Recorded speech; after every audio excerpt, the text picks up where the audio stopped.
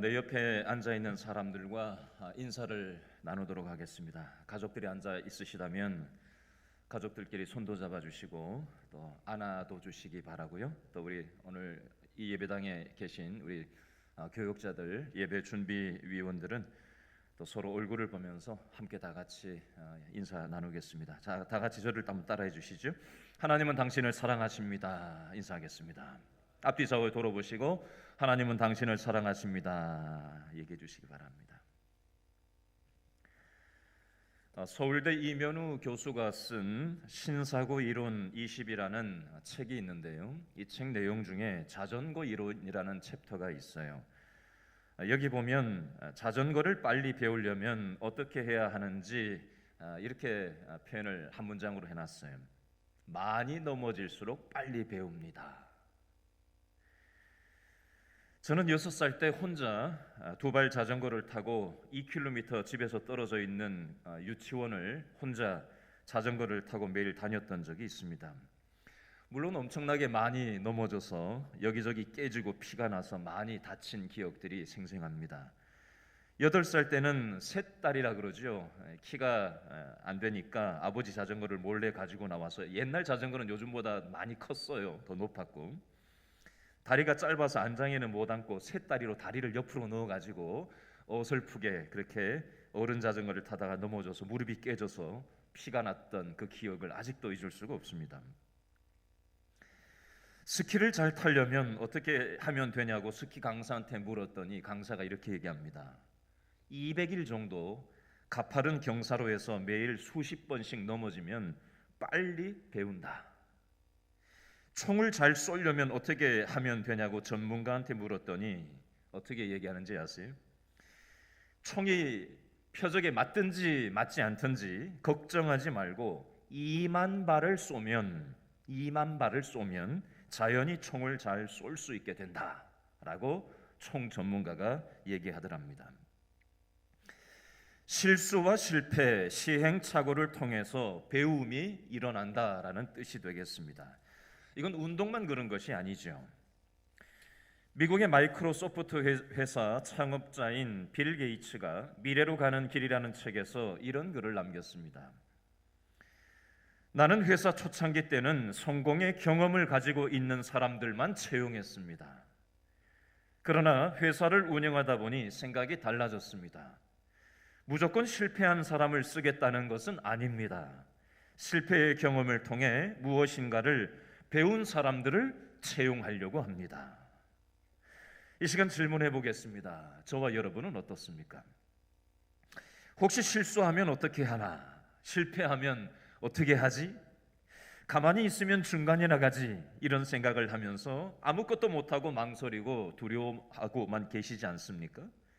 자신이 저질렀던 과거의 실수와 실패 때문에 자책하면서 미래를 향해 일어나서 나아가지 못하고 주저앉아 계신 분 계신가요? 아니면 실수와 실패를 통해서 무엇인가를 배우면서 살아가고 계십니까?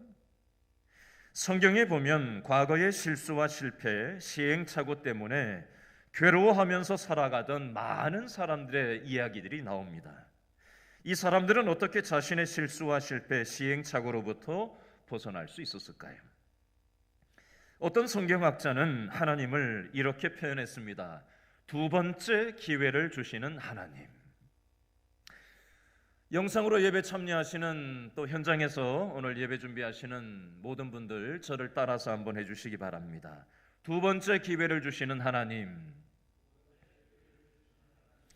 아브라함은 자기 부인을 누이 동생이라고 거짓말을 해서 다른 남자한테 부인을 뺏겼던 실패가 있었던 사람이었습니다. 그러나 하나님은 아브라함에게 두 번째 기회를 주셨습니다. 야곱은 자기 아버지한테 사기를 쳤던 사람입니다. 그러나 하나님은 야곱에게 두 번째 기회를 주셨습니다. 모세는 사람을 때려 죽이고 암매장하고 도망자로 살았던 살인자였습니다. 그러나 하나님은 모세에게 두 번째 기회를 주셨습니다. 삼손은 여자한테 참 약한 사람이었습니다. 그래서 가는 곳마다 여자 문제를 일으켰던 사람이 바로 삼손이었습니다. 그러나 하나님은 삼손에게 두 번째 기회를 주셨습니다. 다윗은 자기 부하의 부인과 간음을 했고 그것을 감추기 위해서 청부살인을 저질렀던 사람이었습니다. 그러나 하나님은 다윗에게 두 번째 기회를 주셨습니다. 요나는 하나님이 하라고 하시는 일이 싫어서 도망가던 사람이었습니다. 그러나 하나님은 요나에게 두 번째 기회를 주셨습니다. 요나서 3장 1절에 보면 여호와의 말씀이 몇 번째? 두 번째 요나에게 임했다고 말씀하고 있습니다. 하나님은 성경에 나오는 수많은 사람들이 실수와 실패 속에서 무엇인가를 배우기를 원하셨어요. 하나님은 우리들의 실수, 실패, 연약함, 자책하는 마음, 두려움, 염려, 걱정, 근심, 낙심하는 마음을 다 알고 계세요. 이런 우리들에게도 두 번째 기회를 주기를 원하십니다.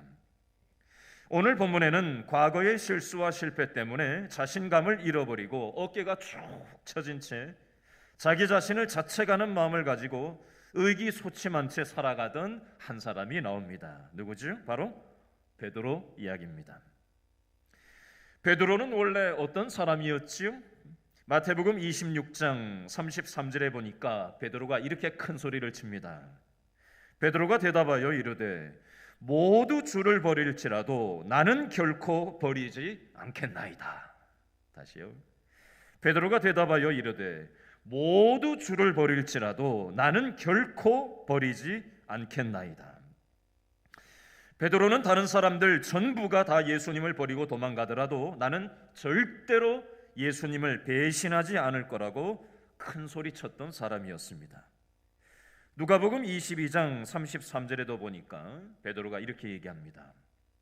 주여, 내가 주와 함께 오게도 죽는 데에도 가기를 각오하였나이다. 예수님이 어디를 가시든지 함께 따라가겠다고 자신감 넘치게 큰 소리 쳤던 사람이 바로 베드로였습니다. 그랬던 베드로가 요한복음 18장 15절로 27절에 보니까 많은 사람들 앞에서 예수님을 모른다고 3번 반복해서 부인하고 배신하는 장면이 나옵니다. 한마디로 얘기하면 베드로의 신앙은 실패했습니다. 신앙생활을 베드로가 하게 되면서 예수님이 이름을 지어주셨죠. 베드로라고. 반석이라는 뜻입니다. 사람들이 베드로를 부를 때마다 베드로, 베드로, 반석, 반석 이렇게 불러주니까 처음에는 베드로가 내가 무슨 반석이냐고 처음에는 이렇게 반응하던 베드로가 나중에 시간이 지나고 나니까 맞아, 나는 반석이야. 자신감 넘치게 큰 소리 치면서 너네들은 예수님을 부인하고 버릴지라도 다 도망갈지라도 나는 절대로 예수님을 따를 거야. 그것이 어떤 어려움이 올지라도 나는 절대로 예수님을 곁을 떠나지 않을 거야라고 호언장담을 하던 이 베드로, 자기는 반석처럼 절대로 깨지지 않을 것처럼 생각하면서 살았던 것이 바로 베드로였습니다. 그러나 베드로는 깨어지기 쉬운 그릇이었습니다. 자아가 강한 사람일수록, 자존심이 강한 사람일수록 베드로하고 비슷한 경향이 있어요. 여성들보다는 주로 남성들이 이런 경향들이 강하게 나타나는데요. 베드로는 예수님의 십자가 앞에서 3번이나 많은 사람들 앞에서 예수님을 모른다고 부인했습니다. 요즘으로 바꾸어서 한번 설명을 해보겠습니다. 여러분, 우리는 세상의 가치와 신앙의 가치가 충돌이 일어날 때가 있잖아요. 그렇죠? 우리가 예배당 안에서만 살 수 없잖아요. 예배 이 시간에만 머물러 있는 게 아니라 대다수의 시간은 우리는 세상이라는 가치 판단 기준이 넘쳐나는 이 세상의 일상을 살아갑니다. 예배당에서 우리가 예배를 드릴 때는 믿음의 가치대로 다 살아낼 수 있을 것 같은데 막상 현실이라는 게 맞닥뜨리게 되면 우리들은 때로 베드로처럼 신앙의 가치를 선택하지 못하고 세상의 가치를 선택하고 나서 우리가 혼잣말로 소리를 낼 수도 있고 마음속으로 고민하면서 생각할 수도 있는데 혹시 이런 생각과 감정을 느낄 때가 있지 않습니까? 내가 믿는 사람인데 이렇게 하면 안 되는데, 이렇게 말하면 안 되는데, 이렇게 행동하면 안 되는데 하면서도 몸은 그렇게 하고 있고, 이렇게 생각하면서도 말은 그렇게 하고 있는 우리들은 예수님의 길을 따라가지를 않고 믿지 않는 많은 사람들의 틈바구니 앞에서 우리가 믿는 신앙을 베드로처럼 부인하고 배신할 때가 있었지 않느냐라는 것입니다. 세상 앞에서 무릎을 꿇고 숨어 살아가던 베드로와 제자들 앞에 부활하신 예수님이 두 번이나 나타나서 만나 주실 때마다 베드로를 포함한 제자들은 다 같이 기뻐하고 믿음이 생겼어요.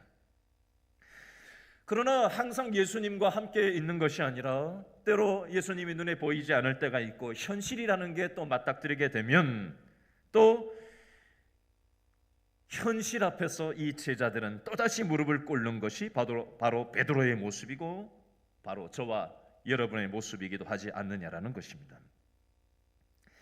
이렇게 믿음 생활의 실패를 반복하는 베드로와 우리들에게 부활하신 예수님이 세 번째로 나타나셔서 또다시 기회를 주고 계신 장면이 오늘 본문과 연결되어져 있습니다. 어떤 방법으로 예수님께서 기회를 또다시 주고 계신지 생각하시면서 오늘 본문 15절, 16절, 17절 말씀을 그냥 건성으로 읽지 마시고 좀 이 정서를 생각하시면서 우리가 천천히 좀 한번 읽어봤으면 좋겠어요. 15절, 16절, 17절 베드로의 마음이 어떨지, 또 베드로와 비슷한 우리들의 모습은 어떤지 한번 생각하시면서 15절, 16절, 17절 천천히 한 번 더 다 같이 읽겠습니다. 소리를 내서 시작. 그들이 조반 먹은 후에 예수께서 시몬 베드로에게 이르시되, 뭐라고 하시죠? 밑줄 그으세요. 요한의 아들 시몬아, 내가 이 사람들보다 나를 더 사랑하느냐 하시니 이르되, 주님 그러하나이다. 내가 주님을 사랑하는 줄 주님께서 아시나이다. 이르시되 내 어린 양을 먹이라 하시고, 또 두 번째 이르시되 요한의 아들 시몬아, 내가 나를 사랑하느냐 하시니 이르되 주님 그러하나이다. 내가 주님을 사랑하는 줄 주님께서 아시나이다. 이르시되 내 양을 치라 하시고, 세 번째 이르시되 요한의 아들 시몬아, 내가 나를 사랑하느냐 하시니 주께서 세 번째 내가 나를 사랑하느냐 하심으로 베드로가 어떻게 하죠? 근심하여 이르되, 주님 모든 것을 아시오매 내가 주님을 사랑하는 줄을 주님께서 아시나이다. 예수께서 이르시되 내 양을 먹이라. 아멘. 여러분, 예수님이 제자들과 베드로에게 찾아오셔서 가장 먼저 어떤 일을 하고 계시죠? 예수님은 배신한 베드로, 실패한 베드로를 너 어떻게 나를 배신할 수 있냐? 너 그렇게 큰 소리 치고 다른 제자들은 다 예수님을 나를 부인하고 떠나도 나는 절대로 예수님을 떠나지 않겠다고 그렇게 큰 소리 치고 그렇게 하더니 너 어떻게 그럴 수 있냐? 예수님이 이렇게 꾸중하시고 그렇게 얘기를 하고 계신가요? 전혀 그런 분위기가 아니에요. 예수님은 15절에 보니까 무엇부터 하고 계시죠? 밥부터 먹여주시는 장면이 나와요. 여러분, 지난주 본문과 오늘 본문을 연결해서 생각을 하셔야 되는데요, 지금 예수님을 만나기 막전에 베드로와 이 6명의 총 7명의 제자들은 밤새도록 지금 어디에서 뭘 하다가 지금 예수님을 만나게 된 거죠? 밤새도록 바다에서, 갈릴리 바다에서 고기잡이 하느라 아무것도 못 먹고 얼마나 힘들고 배가 고팠을까요? 그러다가 한 마리도 잡지 못하고 예수님인지 알아보지도 못하고 있다가 한 90m 육지에 있는 누군가가 배 오른쪽에다 그물을 내리라고 했을 때 그 말을 듣고 그물을 내렸더니 153마리가 잡히는 이 초월적인 경험을 하면서 요한이 주님이시다 라고 하니까 베드로가 앞뒤지지 않고 물에 첨벙 뛰어들어서 헤엄쳐서 물가에 있는 예수님께로 먼저 도착하고 뒤늦게 배를 육지에 된 나머지 6명의 제자들이 함께 합류해서 7명이 예수님께 뛰쳐가서 예수님을 만나는 장면이 지난주 본문과 오늘 본문에 맞닿아 있어요. 예수님 앞으로 가보니까 예수님이 어떻게 하고 계시죠? 숯불을 피워놓으시고 생선과 떡을 구워서 밤새 지치고 또 예수님을 쳐다볼 면목이 없는 죄책감과 자책감과 어깨가 축 늘어진 예수님을 봐서 반갑기는 반가운데 자기들이 한 짓이 있으니까 2번이나 부활하신 예수님이 만나주셨는데도 불구하고 여전히 자신의 일상으로 돌아가서 자신의 사명을 놓치고 이 세상에 매여서 살아가는, 그러나 또 여전히 예수님이 함께 그곳에 계신데도 부활하신 예수님을 알아보지도 못하고 여전히 자신의 힘으로 밤새도록 그물질을 하고 허탕친 그 제자들을 향해서 예수님은 숯불을 피우고 물고기를 또 구워주시고 또 떡을 공급해 주시면서 꾸중하지 않으시고 그냥 먹여주시는 이 예수님의 모습이 지금 여기 나와 있어요. 여러분 한번 상상을 해보세요. 베드로와 6명의 제자들이 예수님께서 구워주시는 그 생선과 떡을 먹으면서 제잘거리면서 즐겁게 식사를 했을까요? 자기들이 한 짓이 있으니까 얼마나 마음이 위축돼 있었겠어요. 자책하는 마음이 있었겠어요. 예수님 얼굴을 볼 면목이 없지 않았겠어요? 그렇죠? 우리가 아이들을 키우다 보면 뭔가 지가 잘못한 게 있으면, 동물도 지가 잘못한 게 있으면 숨어요. 그렇죠? 그러니까 이게 제자들도 마음이 떳떳하지가 못한 거예요. 예수님 앞에. 특별히 베드로가 예수님 앞에 떳떳하지가 못한 거예요. 고개도 못 쳐들고 예수님 눈도 못 마주치고 그냥 밥을 먹는 동 마는 동 그렇게 하면서 예수님이 공급하시는 그 조반을 먹었을 거라고 생각됩니다. 이것을 잘 아시는 예수님은 아무 소리 하지 않으시고 그저 먹여주셨을 거라고 저는 생각을 해봅니다. 저는 이 말씀을 묵상을 하다가 떠오르는 성경 본문이 하나 생각이 났어요.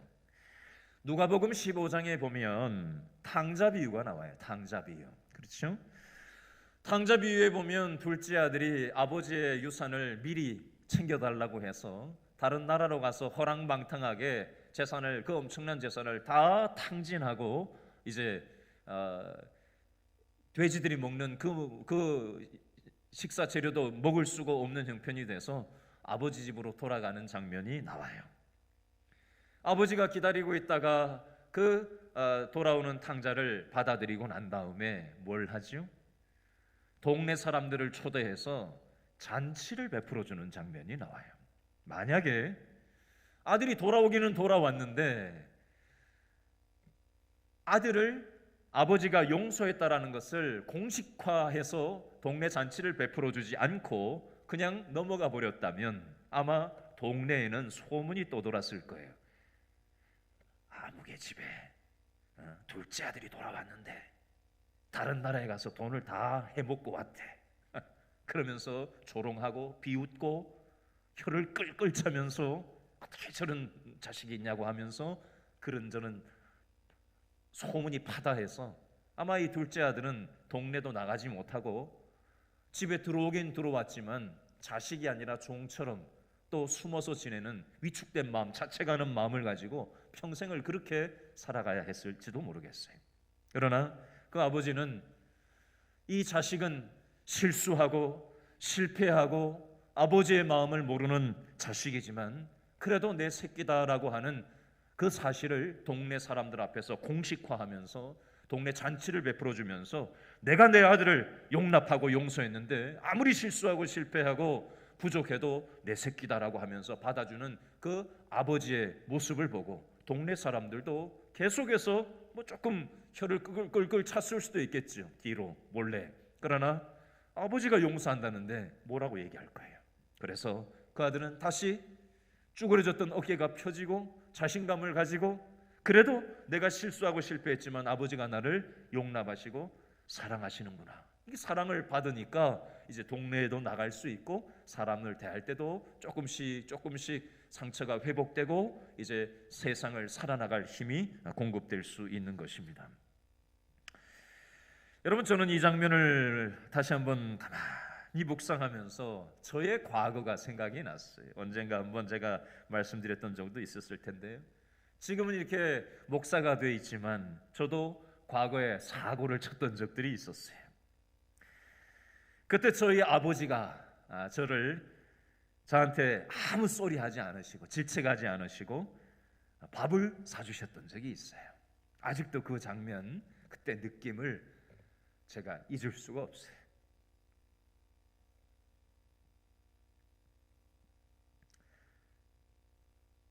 아버지가 그렇게 해주셨으면 이제는 실수하지 않고 실패하지 않고 시행착오를 하지 않고 바르게 잘 살아가야 되잖아요. 그러나 또 그때뿐이에요. 저는 제가 더 살아온 세월을 가만히 생각해 보면 나는 참 깨어지기 쉬운 존재이구나 라는 생각을 해보게 되었어요. 그때마다 이 세상의 부모들은 자식들에게 기회를 주잖아요. 물론 부모 노릇하는 것이 쉽지 않아서 때로 기회를 주지 않는 이 세상의 부모들도 있기는 합니다. 그러나 하늘 아버지께서는 이 세상 불완전한 부모하고는 다르게 깨어지기 쉬운 그릇인 우리가 베드로처럼 또 실수하고 또 실패하고 또 시행착오를 반복하며 하나님 마음을 모르고 세상과 타협하며 우리의 일상의 삶 가운데 예배당에 나와서는 하나님을 믿는다 하고 하나님 사랑한다고 찬양하고 기도하고 말씀을 붙잡지만 우리의 일상에 돌아가서 우리가 하나님을 인정하지 않고 하나님께 여쭙지 않고 사람들의 말에 혹하고 내 욕심과 욕망에 따라서 크고 작은 인생의 선택을 하며 하나님을 배신하면서 배반하면서 베드로는 3번 배신하고 배반했다고 되어 있는데 우리는 얼마나 수도 없이 예수님을 배신하고 배반하면서 살아가고 있는지 우리 자신의 모습을 돌아볼 수 있었으면 좋겠어요. 이런 부활하신 예수님, 베드로를 찾아가신 예수님께서 오늘 이 시간 베드로보다 더 많이 배신하고 배반하면서 실패하면서 살아가는 저와 여러분에게도 오늘 기회를 주시려고 오늘 이 예배를 통해서 저와 여러분에게 찾아오시는 줄로 여러분 믿으실 수 있기를 바랍니다. 그리고 예수님께서는 오셔서 이 자책하고 있는 이 한 인생에게 뭐라고 불러주시는지 그 이름을 한번 유념해 보시면서 밑줄을 그어 보시면 좋겠는데요. 아까 15절 읽으실 때 제가 밑줄 그으라고 했었죠. 15절 둘째 줄에 보니까 예수님이 뭐라고 부르세요? 요한의 아들 누구야? 시몬아. 요한의 아들 시몬아의 밑줄 쫙 그으시고 시몬에다가 동그라미를 해보시죠. 16절에도 예수님이 뭐라고 부르세요? 요한의 아들 시몬아. 밑줄 시몬에다가 동그라미. 17절에도 보니까 요한의 아들 시몬아. 밑줄 그으시고 시몬에다 동그라미를 하세요. 여기 가만히 이름에 유념해서 보실래요? 예수님은 뭐라고 부르고 계세요? 베드로야 라고 부르지 않으시고 일부러 시몬이라고 부르고 계세요.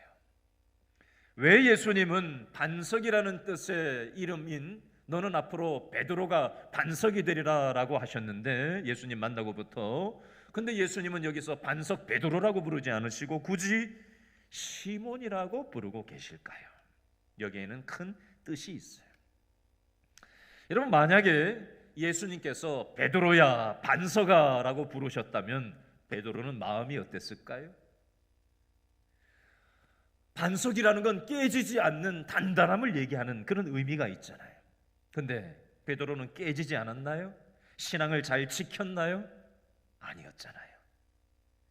베드로는 많은 사람들 앞에서 예수님을 모른다고 부인하고 예수님을 모른다고 저주까지 하면서 많은 사람들 앞에서 예수님을 배신, 배반, 실패했던 것이 바로 베드로라는 이름을 가지고 살아가던 베드로의 모습이었습니다. 그런 베드로를 향해서 안 그래도 지금 위축되어 있는데 거기다 대고 예수님이 베드로야 반석아라고 부르시면 베드로가 이게 마음이 더 마음문이 닫히지 않겠어요? 그렇죠? 자책하는 마음이 더 강해지지 않았겠어요?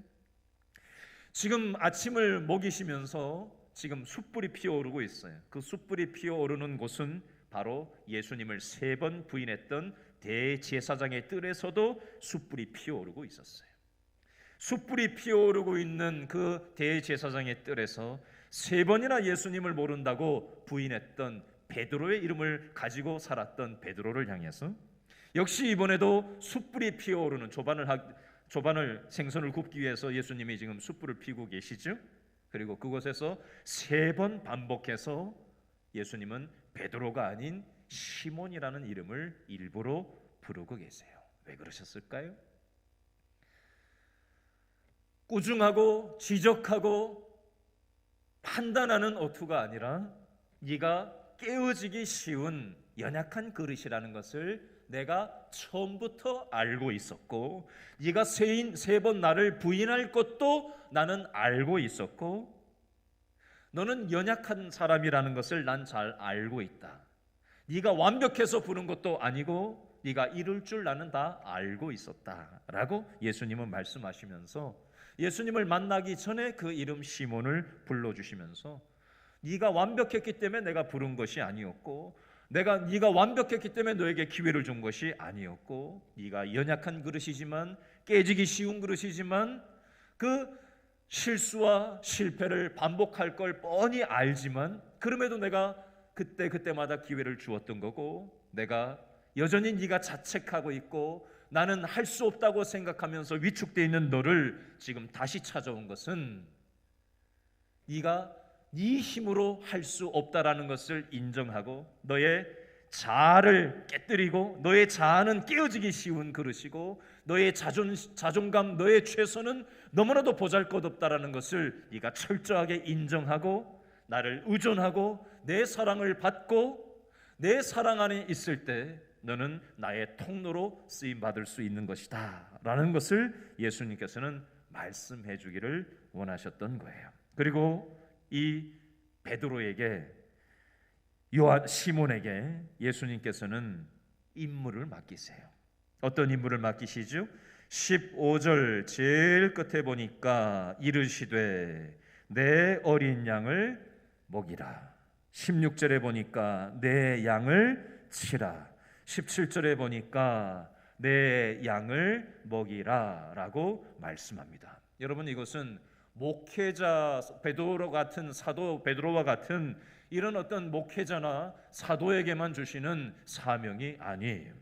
이것은 오늘날 교회에게 주시는 하나님의 음성이기도 합니다. 모든 성도들에게 하나님의 십자가 사랑을 경험하고 기회를 다시 한번 부여받은, 그리고 하나님의 사랑을 부족하고 실수하고 그 짓을 반복하는 우리들이지만 여전히 우리를 품어주시고 기다리시고 기회를 주시고 은혜를 입은 우리들을 통해서 하나님께서는 교회를 목양하기를 원하시고 교회를 맡겨주셨어요. 목회자, 목사들, 전도사님들만 목양하는 사람들이 아니라 모든 성도들이, 교회인 모든 연약한 성도들, 상처받고 지치고 외로워하고 슬퍼하고 낙심 가운데 있는 사람들을 관심을 가져주고 챙기고 또 눈물을 닦아주고 돌아보면서 함께 교회를 이루고 또 하나님께서 원하시는 그 일에 쓰임받기를 원하셔서 우리를 회복하시고 상처 입은 치유자로 우리를 사용하기를 원하신다라는 사실입니다. 여러분, 제가 지난주 중에 말씀을 준비하면서 어떤 목사님의 글을 읽는데, 그분이 자기가 완전히 목회를 하다가 무너진 상태에서 원망하고 불평하고 심지어 하나님을 원망하면서 기도 굴에 들어가서 하나님 앞에 그렇게 독대를 하는 시간을 통해서 하나님께서 갑자기 난데없이 선교사들을 돌보고 말씀을 전할 것에 대한 도전을 주셔서 선교지에 가서 말씀을 이렇게 저렇게 전하던 중에 오히려 하나님의 위로를 자기가 경험하게 되었다라는, 자기가 상처받았다고 생각했는데 상처받은 자기가 누군가를 돌보고 위로의 통로로 작지만 쓰임을 받을 때 하나님의 위로를 피차 경험하게 되었다. 그게 바로 교회 생활이기도 합니다. 성도들 간에 서로 위로하고 서로 격려하고 서로 함께 울어주고 함께 기뻐하는 것을 통해서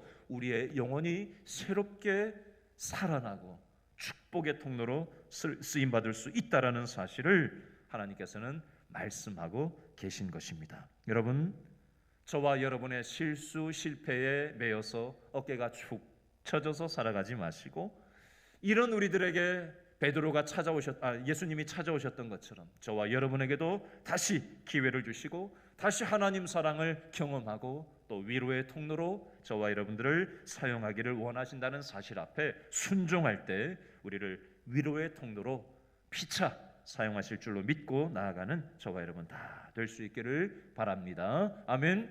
기도하겠습니다.